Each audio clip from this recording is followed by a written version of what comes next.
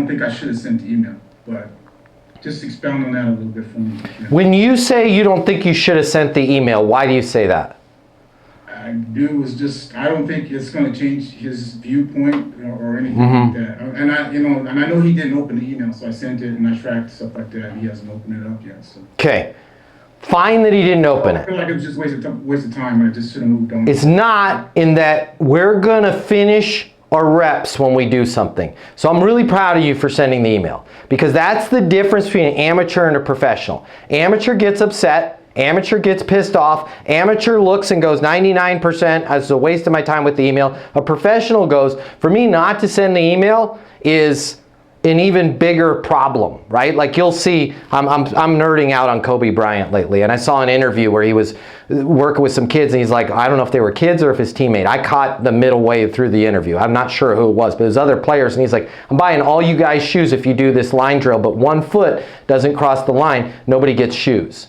Right? And one player missed the line by like that much. And he went into this diatribe about how you just do it, whether you like doing it, whether you feel like doing it, whether it sucks that day, whether anybody's watching or not watching. It's cancer in your head to go, my foot's not going to go over that line. And it's cancer in your head, Lloyd, to go, well, I'm not going to send that email. The other thing that we have to understand, okay, we are professional fighters. We're not getting in the octagon here. But these people are not our friends. And that's a two-sided coin. Okay? If Samuel will never be a jerk to me, but let's say he was. Sam's a jerk to me. I don't care. It's business. I don't know what's going on in Sam's world. I don't know what's going on with Sam's family. I don't know what's happening with his lease, okay? It could be something else, and he's taking it out on me. That's fine. Here's the other thing. He's allowed to take it out on me because it's business. I don't care. I'm not married to Samuel, right? He's not my kid, and he's not my dad. We're not family. We're doing business. It's my job to help him,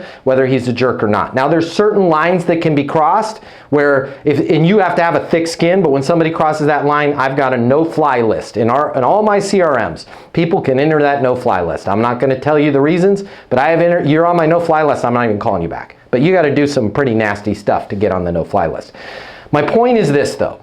You have to stay unemotional, because sometimes those emotional people that are complete jerks, number one, they'll come back around. So he might open that email and come back around. Number two, it's your process. You're just going to trust your process. We're throwing the ball. We're throwing it for a first down, whether it's muddy, whether it's windy out, whether the receiver's not in the right position or not. I called that play. I'm throwing that ball. Okay? And then number three is, if you don't get in the habit of doing that kind of stuff, you fall out of it, and then the next thing you know, we spend more time trying to figure out, is this person going to do it, and read their minds. Some of the times the person that's the jerk just hung up with Google and noticed he had a $17,000 bill from AdWords, and he's pissed off. And you said, my business. He might be the perfect right customer for you. So I think you did everything right.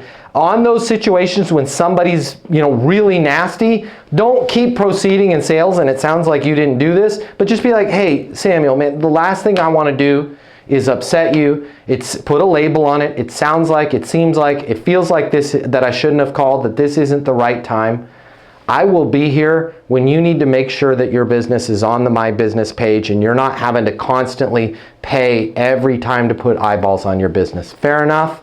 And then Samuel's like, man, no, I'm not trying to be a jerk. I'm spending so much money with Google right now. Hey, I'm not Sergey Brin. I'm not Google. I just want to be clear on that, okay? I am certified through Google. I don't work for Alphabet, all right? What's going on when you say you're paying too much? Now you're having a better conversation, right? But put a label on it. Sounds like, seems like, feels like. I shouldn't have called you. Sounds like, seems like, feels like, this isn't the right time. And then I will be here when you need blank, not Google My Business. What's the outcome of Google My Business?